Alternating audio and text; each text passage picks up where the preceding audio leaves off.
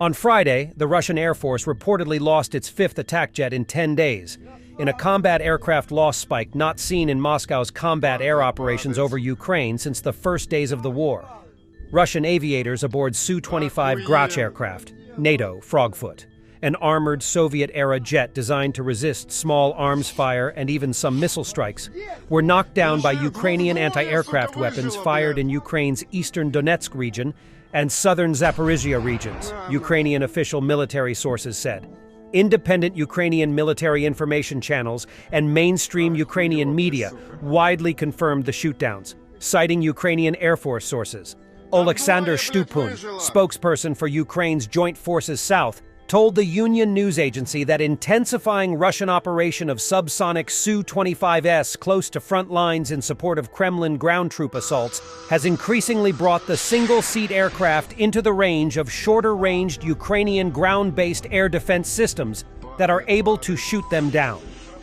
The Su-25S can't attack from a substantial distance. Therefore, the enemy has to fly closer, and as a result, we've shot down 5 planes over the past 10 days. Shtupun said. All the shootdowns took place in sectors of heavy ground combat. In recent weeks, the Russian Air Force intensified ground strikes against Ukrainian defenses using new supplies of long-range glider bombs. In early October, the winged munitions launched primarily from Russian heavy Su-24 bombers from outside the range of Ukrainian frontline air defense weapons. By Russian Air Force doctrine and wartime practice, the Su-25 operates at extremely low altitudes and attacks targets using short-range unguided rockets following preliminary strikes by heavy bombers. Video of low-level passes by Su-25S and the pilots at the controls are a regular feature of pro-Russian information platforms. Shtupun and other official Ukrainian military sources offered few details on the air defense systems used by Kyiv forces now, but according to official claims, they're knocking Su-25S out of the air at a pace of 1 aircraft every 48 hours.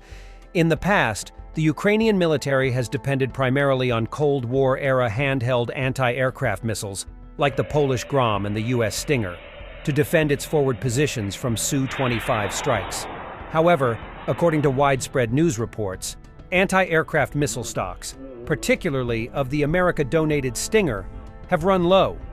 Ukrainian Air Force spokesman Yuri Inat, in September, comments to local media, said that the Russian Air Force sortie rate by summer 2023 had more than doubled sortie rates in 2022, in part because of chronic shortages of short-range, ground-launched anti-aircraft missiles available to Kiev's forces. The Ukrainian military information platform Defense Express, in a September 30th report, suggested Ukrainian land forces were being beefed up with US-delivered AIM-9 air-to-air missiles, modified to be fired from a ground platform. At an October 14th Ramstein meeting, U.S. Defense Secretary Lloyd Austin confirmed that part of the latest American military assistance package to Ukraine, valued at $200 million, would include new deliveries of the AIM-9. Austin said the missile would be used for a new air defense system, which we will hand over to Ukraine in the near future. According to the magazine report, the Pentagon plan calls for a later version of the missile, the AIM-9M, to be fired from a to-be-named Ukrainian vehicle rigged to shoot it. The AIM-9 Sidewinder, named for a heat-sensing rattlesnake that can see prey in the infrared spectrum, is a heat-seeking missile developed in the mid-Cold War and effective at short ranges. The U.S. first announced plans to send Sidewinders to Ukraine in April, along with Canada, which also has fielded the missile for decades. At the time, news reports said the Sidewinders were probably destined for use by Ukrainian Air Force fighter jets.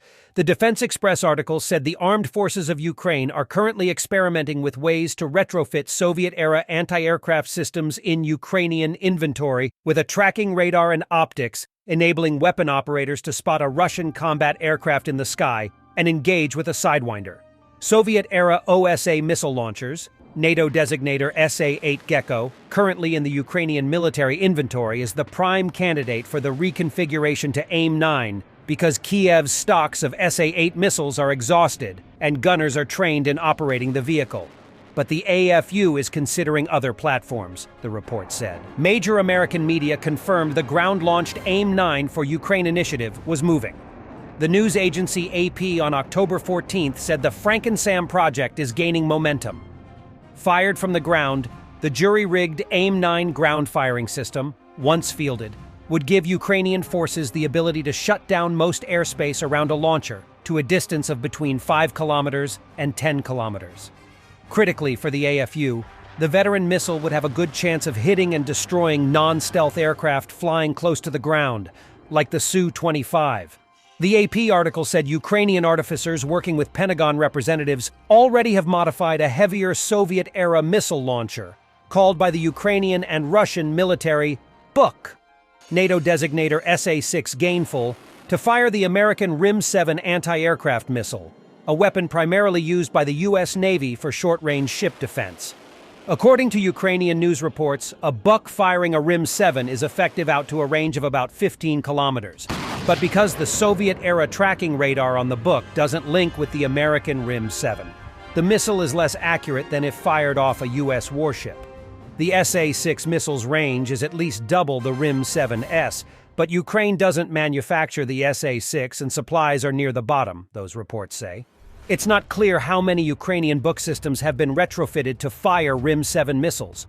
A third confirmed anti-aircraft system of mixed origins confirmed on Ukrainian battlefields is a British missile called AIM-132 ACE-RAM, a fully modern weapon and a direct update of the Cold War-era AIM-9.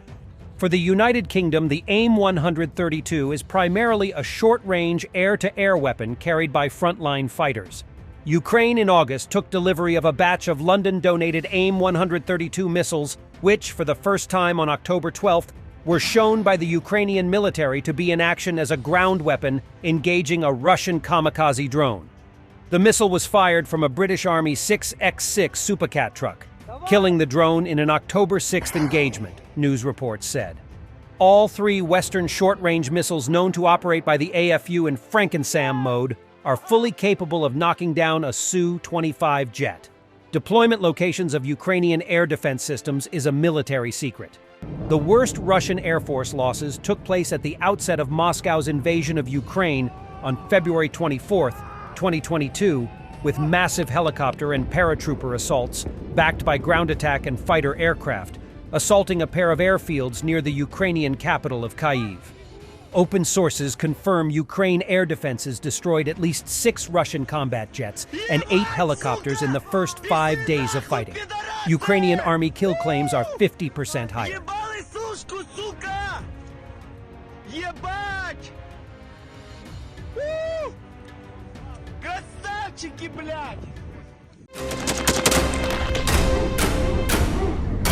Thanks for watching and don't forget to subscribe. Also, if you want to support Warthog Defense, please become our member and get early access to new videos, exclusive members-only videos, and become administrator in comment section. The membership link is in the description.